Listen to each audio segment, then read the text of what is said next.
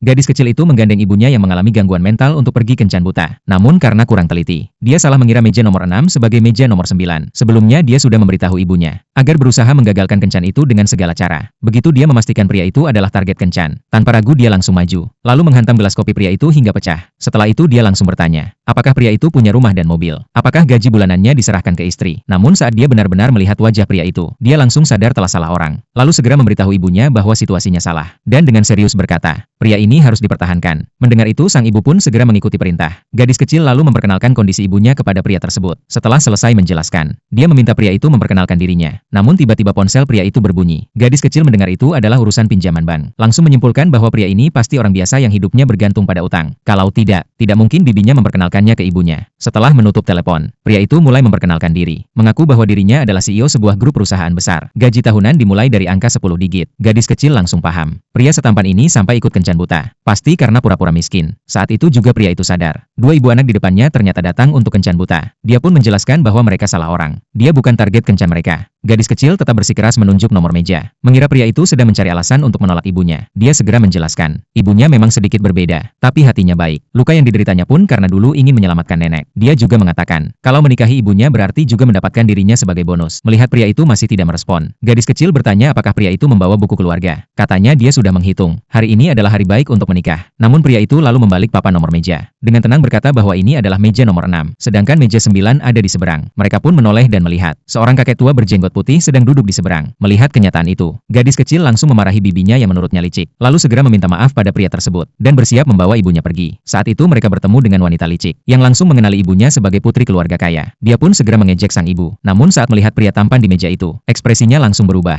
Tapi pria itu tidak menggubrisnya sama sekali. Wanita licik itu marah dan menyebut pria itu sebagai orang tak tahu diri. Namun sang ibu dengan polos memanggilnya bibi tua. Wanita itu pun langsung murka, dan berkata bahwa wanita seperti dia tidak akan pernah ada yang mau menikahi. Tapi pria dari keluarga kaya yang berada di dekatnya justru berkata, meski wanita itu agak bodoh, tapi wajahnya lumayan. Kalau dia mau menyerahkan hartanya, dia bersedia mencarikan jodoh untuknya. Yang membuat orang makin geram. Wanita licik itu tiba-tiba menuangkan kopi ke lantai, lalu memerintahkan ibu dari gadis kecil untuk menjilatnya bersih. Melihat itu gadis kecil langsung marah. Dia memaki wanita itu, lalu menarik ibunya untuk pergi. Namun wanita licik itu justru mendorong gadis kecil hingga jatuh ke lantai.